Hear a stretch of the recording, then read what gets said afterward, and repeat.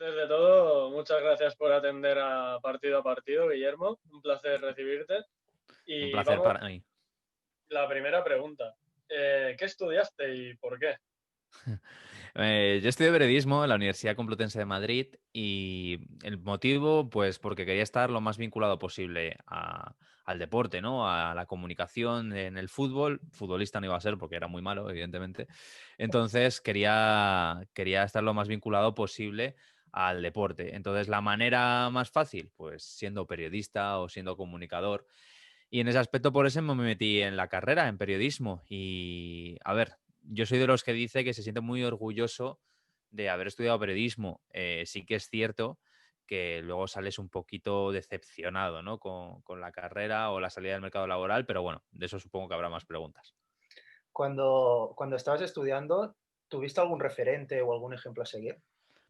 Mira, esto me lo pregunta mucha gente y mi primer referente en cuanto a periodismo convencional fue Paco González. O sea, porque yo de pequeño escuchaba Carrusel Deportivo con Manolo Lama, Pepe Domingo Castaño, Alcalá, bueno, todos, ¿no? Todos esos mitazos. Lo que sí que es cierto que con el paso de los años, cuando vas conociendo un poquito más la profesión, pues te focalizas u orientas más tu propio contenido o tus propios referentes, ¿no? Entonces, uno de los que luego se convirtió en un referente para mí es Enrique González, corresponsal en El País, en El Mundo, uno de los periodistas, o corresponsales, mejor dicho, más ilustres que yo he visto. Y hay un libro que a mí me marcó muchísimo, que es Historias del Calcio, que es una recopilación de sus artículos en el diario El País de cómo vivía el fútbol italiano cuando él era corresponsal en Roma.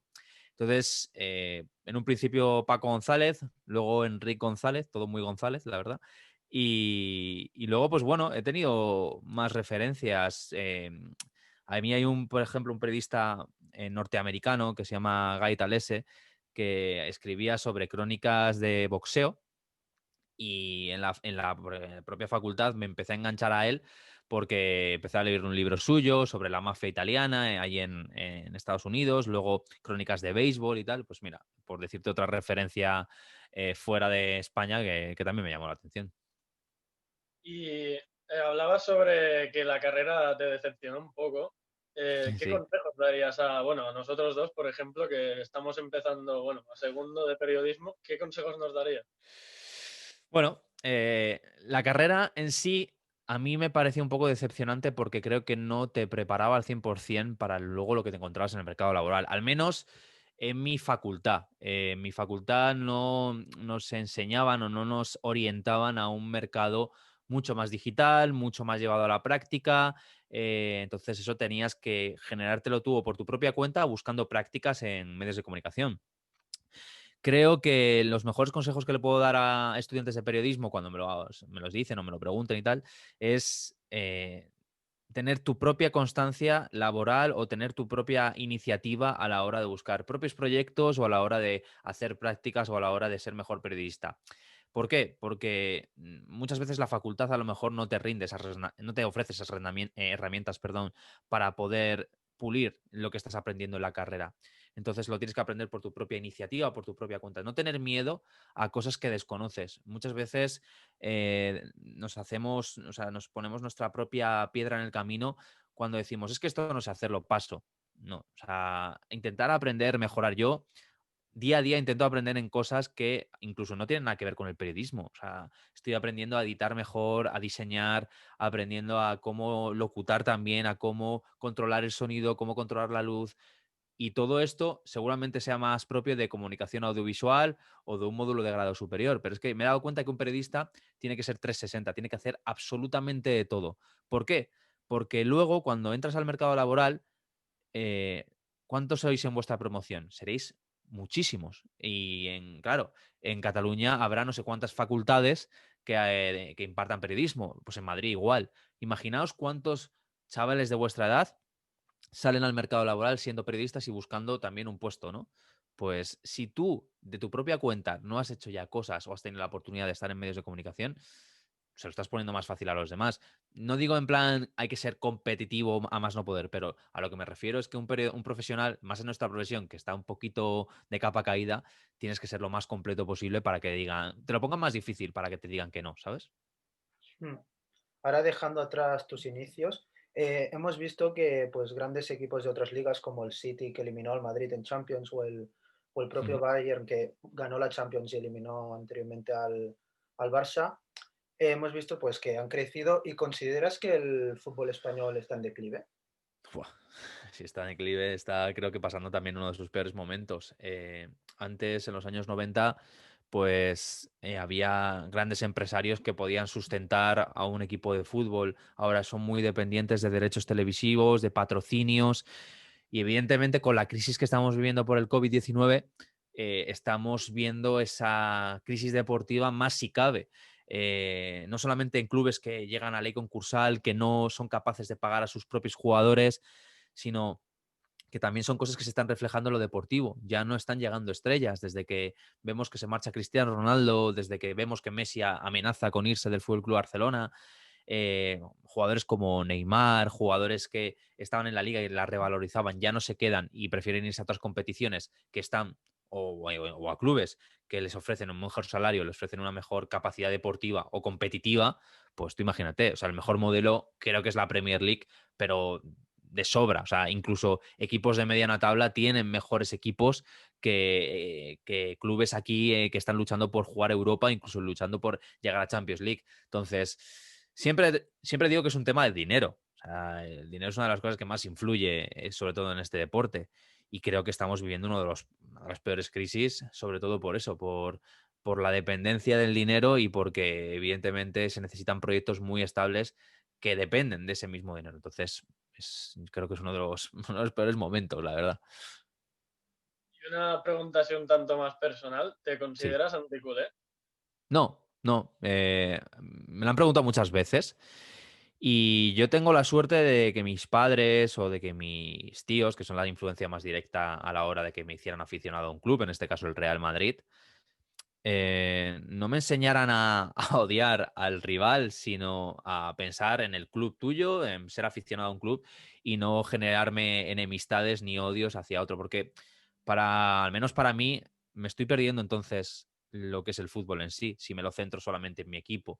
Me estoy perdiendo yo qué sé, si solamente pensara en el odio que le puedo tener al Barça, no disfrutaría de Messi o de una de las mejores generaciones que yo he visto, como es la del Fútbol Club Barcelona de Pep Guardiola.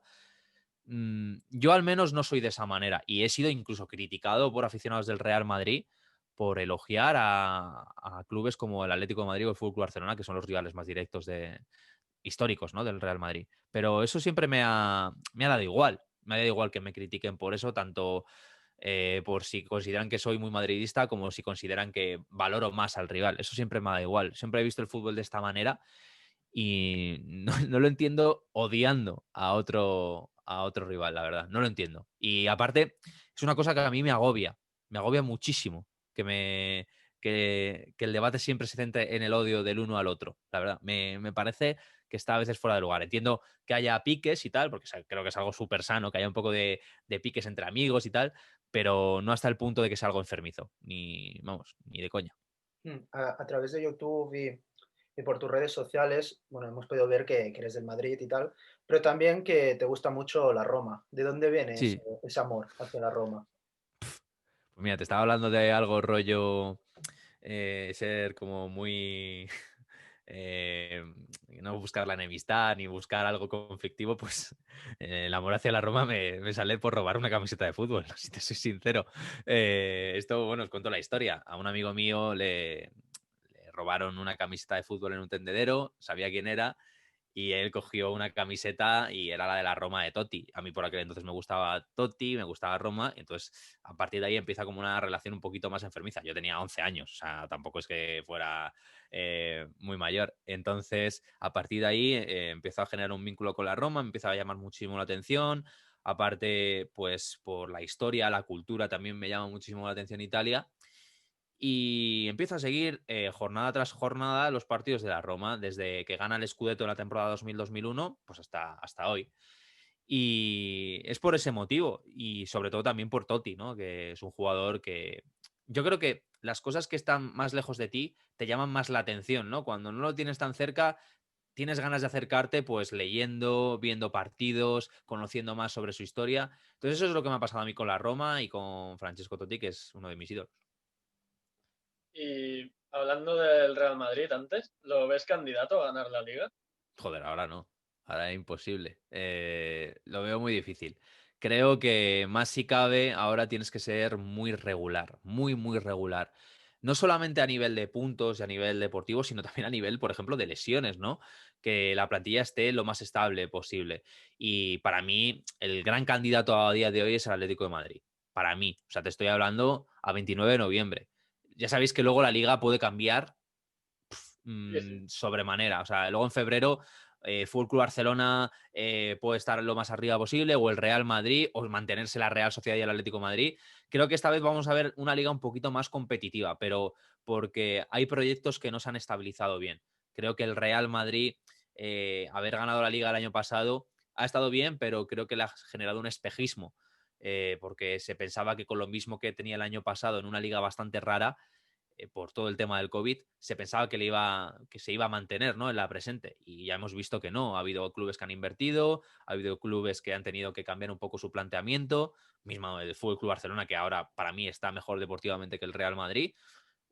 O el propio Atlético de Madrid, que incluso ha sumado inversión y ha sumado efectivos para tener una plantilla mucho más competitiva y poder optar por la liga, que creo que para mí a día de hoy es el gran candidato. Hablando del Madrid, ayer jugó y pudimos ver pues cómo a Marcelo le estiraban del pelo o le hacían una posible, bueno, bajo mi punto de vista fue penalti el de Nacho. Entonces, ¿qué opinas tú sobre la llegada del VAR a la Liga Española? Para mí es necesario. O sea, para mí es una herramienta que creo que ayuda con ser más justo. Es que el tema de los debates siempre van a existir, haya VAR o no haya VAR.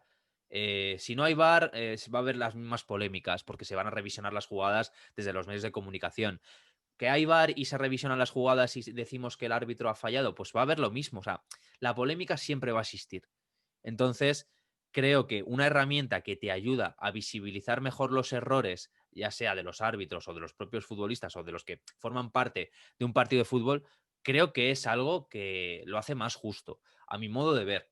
Luego ya estarán los debates típicos de, bueno, no, es que el VAR está comprado, es que el VAR favorece más al Real Madrid, al Fútbol Club Barcelona, al Atlético de Madrid. Es que esos debates, sea lo que sea, siempre van a existir. Entonces, creo que una herramienta que ayuda a que el fútbol sea más justo, pues bueno, luego podemos entrar en temas como para el ritmo de juego, a veces es muy lento, procesos que en otras competiciones veo que son más rápidos. Ahí puedo estar más de acuerdo, ¿no? Pero que el VAR es algo que ayuda a que el fútbol sea un poquito más justo, yo creo que sí, al menos.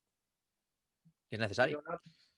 sí, perdón. Una pregunta así un poquillo más. Esta semana, claro, ha muerto Maradona. ¿Cómo lo has vivido? ¿Te ha afectado o qué crees que ha sido para el fútbol?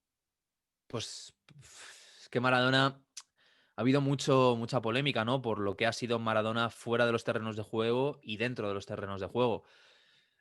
Yo siempre, cuando he tratado el tema de Maradona, evidentemente, como futbolista para mí ha sido un genio, como persona es alguien que yo no podría compartir ciertas cosas que ha hecho, eso es algo muy evidente, pero creo que ha sido un icono del fútbol. Y dentro de lo deportivo, ha sido una persona que ha influido no solamente en el deporte en sí, sino en la cultura, en la sociedad de un país o de una manera de ver el fútbol o de una manera de ver la vida. Y no me refiero a lo que ha hecho él como persona por tema de dopaje, por tema de violencia machista como ha ocurrido, o sea, muchas polémicas que ha tenido Diego Armando Maradona. Fuera de todo eso, creo que ha sido una persona que ha generado una manera de cómo ver el fútbol. Entonces, para mí es un absoluto icono en lo deportivo. O sea, es una de las figuras más impresionantes que vamos a ver en la historia de este deporte, por no deciros la que más. Es capaz ha sido capaz de darle épica a un mundial como ha sido el del 86, con, por ejemplo, para que veáis la influencia, con la Guerra de las Malvinas hace poco frente a Inglaterra, con los cuartos de final, marcar esos 2 goles que marcan la diferencia y que vinculan más si cabe a un país o a una nación. Ser un jugador diferencial en un Nápoles que estaba devaluado a convertirlo en uno de los mejores equipos de Italia. Era un jugador completamente distinto y que influyó no solamente en el fútbol, sino en la manera en la manera de ver las cosas, en la manera, en lo cultural, no sé, en todo. Entonces, para mí me parece un icono, sobre todo en lo futbolístico. ¿Y lo consideras el mejor jugador de la historia del fútbol o crees que hay Para otro? mí no. No. Para mí no, pero A mí hay algo que me pasa con Diego Armando Maradona, que he podido leer y ver partidos suyos, pero no estoy en el contexto, no vivo en el momento en el que está Maradona. Y muchos de los que han vivido en ese momento, véase Julio Maldonado Maldini, considera que Maradona es el mejor jugador de la historia porque ha vivido toda su trayectoria. Pero para mí el mejor jugador de la historia que yo he visto, y siempre lo he dicho y lo diré, es Lionel Messi. Porque creo que la regularidad que ha tenido Lionel Messi no se la ha visto a ningún futbolista. Y en ese grado de excepcionalidad que tiene Leo Messi, tener tanto, o sea, que tantos años haya estado a ese nivel, me parece algo impresionante. Claro, porque yo también conozco el contexto y justo desde que empieza Leo Messi hasta que acabe, voy a ver su trayectoria deportiva. No he visto la de Diego Armando Maradona. Quizás lo que no tiene Messi que sí ha tenido Maradona, pues lo que decíamos, ¿no? Ese tono de épica a lo mejor en su país, en su nación, que si lo hubiera tenido, pues a lo mejor el debate para muchos sería mucho más parecido, ¿no? También la personalidad, Messi a lo mejor es una persona mucho más introvertida, Maradona es mucho más extrovertido, ha sido mucho más extrovertido. Entonces, influyen muchos factores, pero centrándonos en lo que es el fútbol, para mí Leo Messi es el mejor jugador de la historia. Vamos, lo he dicho y lo diré siempre. Coincidimos. Y una cosa que, bueno, a lo mejor no se le tiene mucho en cuenta es del término One Club Man. O sea, que un jugador cumpla toda su carrera en un mismo club. ¿A qué crees que cada vez veamos menos jugadores cumpliendo eso? Yo saco un argumento que es el dinero. Parece que siempre es el que se dice, pero es muy difícil ya para los clubes mantener a sus jugadores de la casa porque le ofrecen ofertas multimillonarias en otros equipos, porque, mira, centrándonos en un ejemplo muy reciente, ¿no? Ferran Torres. Ferran Torres intenta llegar a un acuerdo con el Valencia, no está de acuerdo en las condiciones salariales, en las condiciones incluso deportivas de ser uno de los jugadores como capitanes del equipo, bueno, en las condiciones, ¿no? Contractuales, y decide irse de su equipo de toda la vida al Manchester City. Este yo creo que es uno de los ejemplos más claros, ¿no? Un jugador de la casa en una situación muy complicada para el Valencia decide irse porque no está de acuerdo, no llega a un acuerdo con la directiva. También es cierto que hay que, bueno, tratar que Meriton o la directiva en este caso no es la mejor del mundo, por supuesto, pero cada vez es mucho más difícil. Los casos mismamente de Full Club Barcelona, Leo Messi, pues bueno, se mantiene, ¿no? Como One Club Man o Busquets.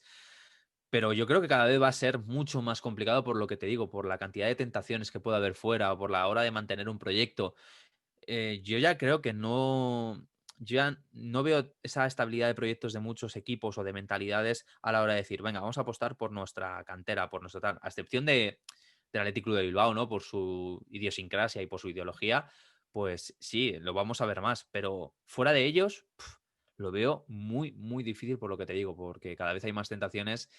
Y mira, hace poco vi un reportaje en Movistar Plus que era sobre la figura de los One Club Men Sí, y sí, hablaba de generaciones de la Real Sociedad de los años 80, ¿no? Que la mayor parte eran One Club Men. Eh, pues una de las cosas que decían es que lo que te decía, ¿no? Que no había tantas tentaciones exteriores a la hora de mantenerse o no tenía el jugador tanta capacidad para poderse ir a otros equipos como las hay ahora. Entonces, creo que uno de los principales motivos es ese, por la falta de estabilidad de los proyectos y porque evidentemente poderoso caballero es don dinero. Mm. Y ya sé que es muy joven, pero ¿crees que Ansu Fati puede llegar a cumplir toda su carrera en el Barcelona o crees que... No lo sé, yo si fuera el Fútbol Club Barcelona lo blindaba de por vida a ese jugador, o al menos por la pinta que tiene. Veremos cómo sale de la lesión, pero junto con la de Mbappé me parece una de las mayores irrupciones que he visto en los últimos 5 o 6 años de un futbolista con tan temprana edad, tener esa madurez, esa capacidad. Yo si fuera el Fútbol Club Barcelona es un jugador que lo intentaría cuidar al máximo posible. No es un nivel Leo Messi, no creo que sea un Leo Messi, porque creo que eso es algo que vamos a ver cada cierto tiempo, y si es que lo vemos, pero sí que es un futbolista que si lo crías desde tu propia casa, ves ese potencial y encima esa capacidad para ser diferencial tan joven y en un equipo de categoría como el Fútbol Barcelona, es para que las próximas directivas, que veremos quién gana la candidatura, blinden a este jugador. Como a este jugador, como a todos los que se vean que son buenos, ¿no? Entonces, en ese aspecto, tengo mis ciertas dudas por cómo es el fútbol ahora, pero si yo fuera el Barça, vamos, le pondría un candado o 1000. o los que hicieran falta. Y una pregunta así un poco más extensa. Claro, ahora vemos, por ejemplo, que claro, hoy el Barça de Koeman y el otro día jugó muy bien y el ¿Sí? Madrid ha perdido. Entonces, cualquier persona últimamente está en el ojo del huracán, lo ha sido siempre. Pero ¿crees que hoy en día lo es con más frecuencia? O sea, que por ejemplo, si el Barça ahora el próximo día juega mal, ya será como esto no vale nada, no vale el proyecto. Y si el Madrid de repente gana, ahora dirán, vuelve Zidane, vuelve Ramos, no sé. ¿Qué Sí, opinas? tendemos al dramatismo, ¿no? El hecho de cada vez que nos va mal o cada vez que nos va bien, o sea, si nos va mal, esto es un desastre, esto no vale para nada, y si nos va bien, pues somos el mejor equipo del mundo. Sí, pero creo que eso es la exigencia de los equipos más grandes, ¿no? Supongo que le pasará a la Juventus, al Bayern de Múnich, al PSG, a Manchester City, Manchester United, equipos que siempre están exigidos a ganarlo absolutamente todo. Sí que es cierto que nosotros, por ejemplo, en España estamos viviendo la rivalidad Real Madrid-Barcelona desde hace muchísimos años y siempre miramos o nos comparamos con nuestro rival más directo. Si el Real Madrid no lo está haciendo bien, creemos que somos el peor proyecto del mundo, y si encima el Barça gana, ¡buah! Ya esto es que somos la peor mierda que te puedes echar en la cara. Tampoco es eso. O sea, creo que lo simplificamos todo, lo simplificamos y lo dramatizamos. Es decir, lo simplificamos en el aspecto de sacas un mal resultado y esto es una mierda, entonces por eso lo dramatizamos. Y en ese aspecto creo que el fútbol es mucho más complejo y tiene que tener mucha más paciencia. Creo que ahora tenemos muy poca paciencia. Por ejemplo, el Real Madrid se tira desde la 2002, desde la 2001-2002 hasta la 13-14 sin ganar una Champions League, ¿vale? Y durante todo ese tiempo vive procesos de caer en octavos contra equipos como la Roma, el Olympique de Lyon, pegándose batacazos, llegando Mourinho y cayendo en semifinales 3 veces consecutivas. Bueno, un desastre, ¿no? Entonces, cuando ya la ganas, ya tienes prisa de volver a demostrarlo a ganar. Y encima, si ganas 3 Champions League consecutivas, ya dices, ¡buah! Soy el mejor del mundo. Claro, vuelves a esa etapa de generar un nuevo proyecto, ya piensas que eres la mayor mierda del mundo. Ya piensas que esto va fatal. Y lo más lógico es que los proyectos se vayan reciclando, que tengan su proceso, su maduración, que vayan cogiendo forma. Y claro, no tenemos paciencia. Los aficionados cada vez tienen menos paciencia porque quieren éxitos inmediatos, sobre todo los equipos que están más cercanos a ellos. El Fútbol Club Barcelona igual, ¿no? Le pasó mismamente con un ejemplo que yo siempre he defendido, que es Ernesto Valverde. Ernesto Valverde era un entrenador que te generaba regularidad en el Fútbol Club Barcelona, al menos en Liga, pero se pega a batacazos en Roma, se pega a batacazos en Anfield. Entonces, pues bueno, claro, como lo más ansiado para el Fútbol Club Barcelona es la Champions League, a la mierda todo, lo tenemos que desechar y tirarlo fuera. Entonces, a ver, a lo mejor era el momento, ¿no?, de acabar con la etapa de Ernesto Valverde, pero se toman como decisiones muy precipitadas por no tener paciencia, por no dejar un poquito que el proyecto madure. Y es que tendemos a comparar nuestras mejores etapas con lo que necesitamos ahora mismo. O sea, no podemos comparar el Fútbol Club Barcelona de ahora o lo que tiene con lo que tuvo con Pep Guardiola, ni por entrenador ni por generación. Al igual que el Real Madrid no se puede comparar con las 3 Champions League consecutivas con la plantilla que tiene ahora, que es muy joven y con muchos jugadores ya viviendo su etapa final. No hay paciencia. Creo que no hay paciencia y creo que hay que tener un poquito más de calma. Pero bueno, es que también nos hemos mal acostumbrado, ¿no? O sea, es así. Hablando de las 3 Champions consecutivas del Madrid, tú como aficionado del Madrid, ¿cómo se vive ganar tantas Champions en tan poco tiempo?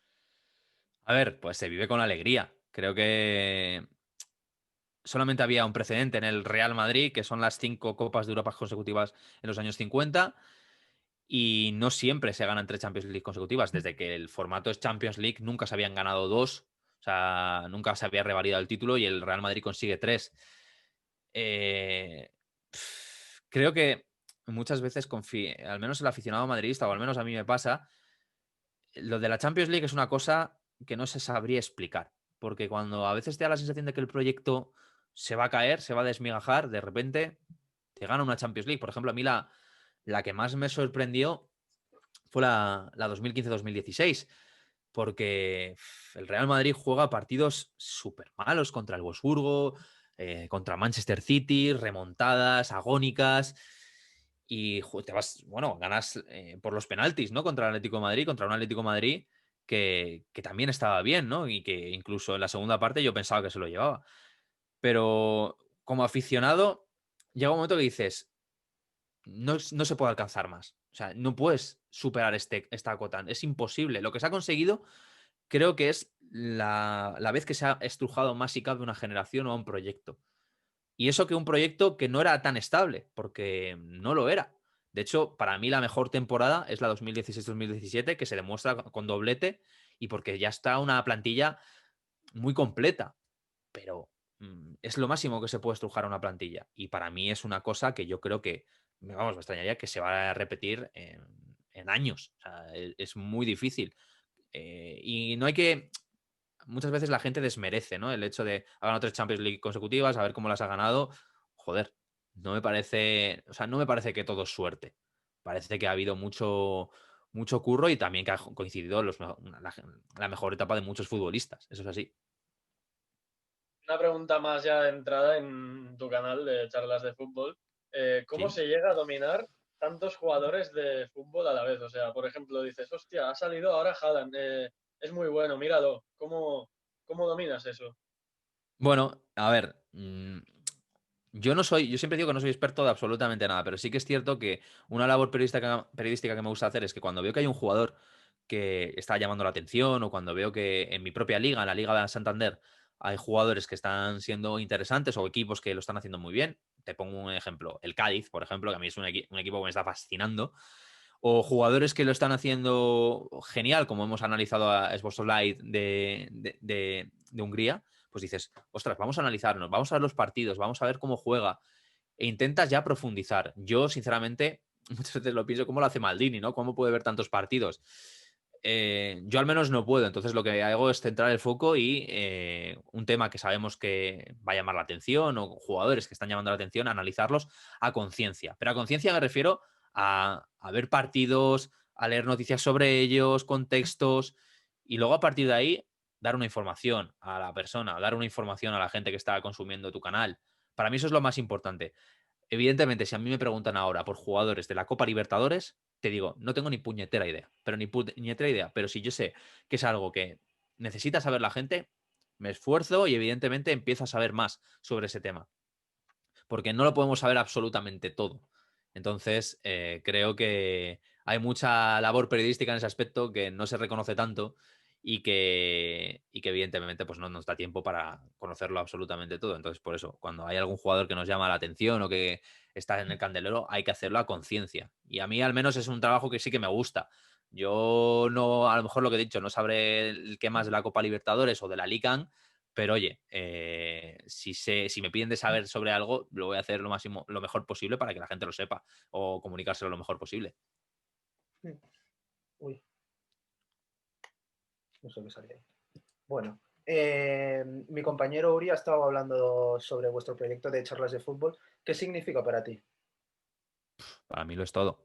Para mí, fijaos, yo he anticipado charlas de fútbol a mi propio canal, porque para mí es el proyecto que marca de un antes y un después, porque yo venía de un canal como era Campeones, en el cual era una coproducción con otra productora y no era 100% nuestro. Charlas de fútbol es 100% nuestro y es algo que tú creas, tú diseñas, te comes la cabeza cuando las cosas no van bien, cómo mejorarlo, cuando van bien, cómo ofrecer más a tu audiencia. Lo es absolutamente todo y es un quebradero de cabeza en el aspecto de quieres que salga lo mejor. Es como si tuvieras un hijo, ¿no? Quieres que salga bien, que tenga buenos estudios, que la gente vea lo bueno que es para que luego se note el trabajo, ¿no? Porque hay mucho trabajo detrás. Y para mí, ya te digo, lo es absolutamente todo. Creo que yo me siento muy afortunado de coincidir con gente como Juan, Diego, Adri, Bárbara, gente que vemos el periodismo de la misma manera y lo podemos reflejar en un canal de YouTube. Y en eso somos muy afortunados porque no todos los periodistas o no todos los comunicadores tienen la capacidad o la posibilidad de hacer un proyecto con más gente y que dentro de lo que cabe pues tenga cierta relevancia. Y eso sí que me siento muy, muy afortunado y para mí, pues como te digo, lo es absolutamente todo. Y bueno, un poco en relación a lo que has estado comentando en la pregunta de mi compañero Pau, de un modo u otro, ¿crees que habéis creado un diferente contenido deportivo enfocado a periodismo? O sea, claro, habéis impulsado una nueva forma desde YouTube para explicar fútbol, que al final te lo cuenta en la tele, un programa, pero claro, llegáis a un público quizá más adolescente que también está muy bien. Sí, sí, a ver, sí que es cierto que nos vemos a un público mucho más joven, ¿no? Que el que se ve en medios convencionales. Y, por ejemplo, YouTube es uno de los medios que más te acerca a ese tipo de audiencia. Yo no creo que seamos pioneros de nada, porque a mí esto no me gusta decirlo y no creo que hayamos marcado una tendencia. Sí que es cierto que, gracias a Dios, nuestro estilo a la gente le gusta y es un estilo que creo que combina el periodismo, dentro de lo que cabe, con el entretenimiento. Creo que ya es una manera diferente de cómo comunicar, ¿no? De cómo informar. Y estamos viendo casos de éxito, no solamente en charlas de fútbol, sino, por ejemplo, la media inglesa, ¿no? Que la media inglesa hace el mismo contenido, pero en fútbol británico, ¿no? En fútbol inglés. Otro estilo diferente, pero esa mezcla entre información, periodismo y entretenimiento.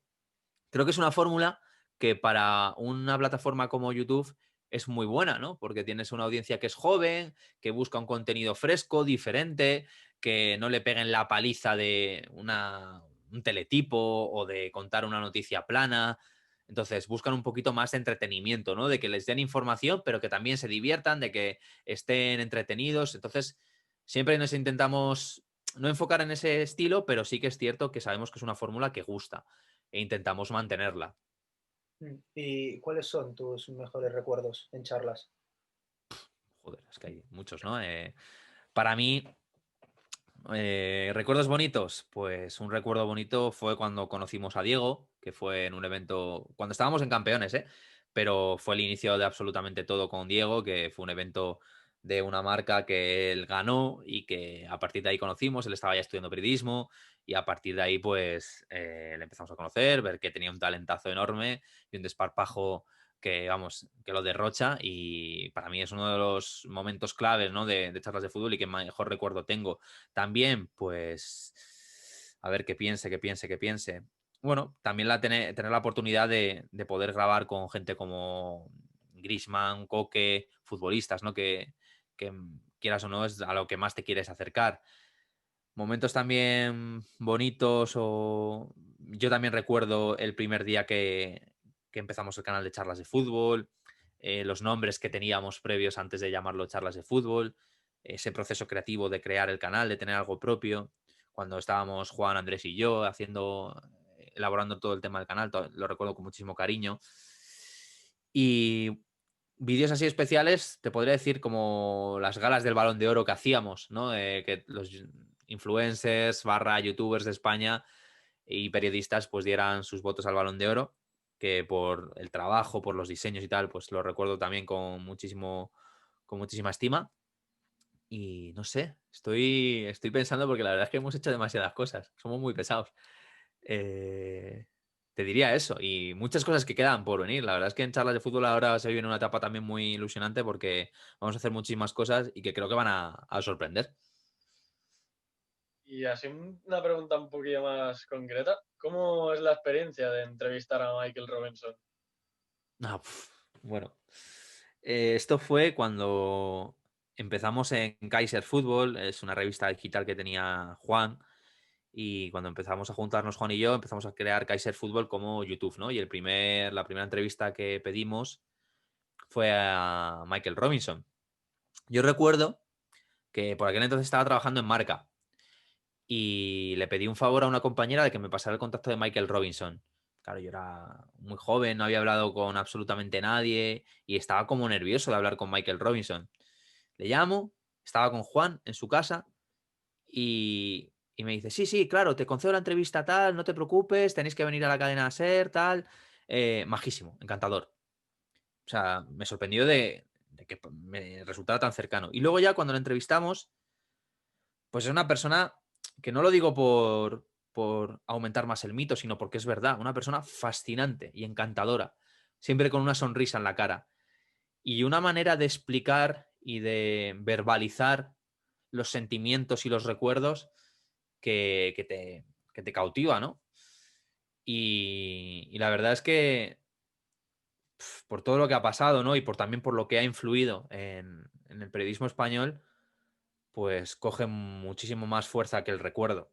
Porque yo todavía me acuerdo grabando, sentado haciendo las preguntas, hablándole sobre el Liverpool, sobre Osasuna, sobre su mundo, sobre su paso por el mundo, por el periodismo deportivo. Y la verdad es que cada respuesta era emocionante. Y por cómo culmina, ¿no? Si él se veía capaz de que Informe Robinson tuviera una historia de Michael Robinson, pues que dijo que no sabía y tal, pues luego ya cuando lo materializa Movistar Plus con ese Informe Robinson que me parece sublime y que refleja lo que verdaderamente es Michael Robinson, pues no sé, como que todo coge más fuerza. Para mí, ya te digo, una de las personalidades que más que más me ha cautivado a la hora de hacer una entrevista, y ya te digo que no es por todo lo que ha ocurrido. Qué suerte. Y ya basándonos en el periodismo, ¿crees que se ha dejado atrás el periodismo convencional y ahora la gente prefiere ver pues, vídeos de YouTube como los vuestros o los de la media inglesa? Creo que cada vez esa es la tendencia, ¿no? Que el periodismo convencional vaya perdiendo más protagonismo porque hay más alternativas, ¿no? Y porque el periodismo convencional, que a lo que llamamos radio, televisión y prensa escrita, cada vez no tiene, o sea, cada vez está muriendo porque la audiencia más joven demanda otro tipo de contenido. Y vemos cómo periodistas incluso pasan de estos medios convencionales a medios digitales, ¿no? Para estar más cerca de esa audiencia. O vemos cómo grandes medios de comunicación intentan adaptarse a nuevas plataformas digitales, pues para también captar esa audiencia de la que hablábamos. Los medios convencionales no tenían ese feedback directo con la audiencia, conocer tanto la métrica, conocer tanto cómo actúa tu audiencia. Antes era como más, bueno, pues me habrán comprado tantos o me habrán visto tantos o me habrán escuchado no sé cuántas personas. No, aquí es todo muy preciso. Y luego, aparte, que la audiencia tiene mucho más poder sobre lo que consume, ¿no? Y esto también influye en los creadores y influye en los periodistas.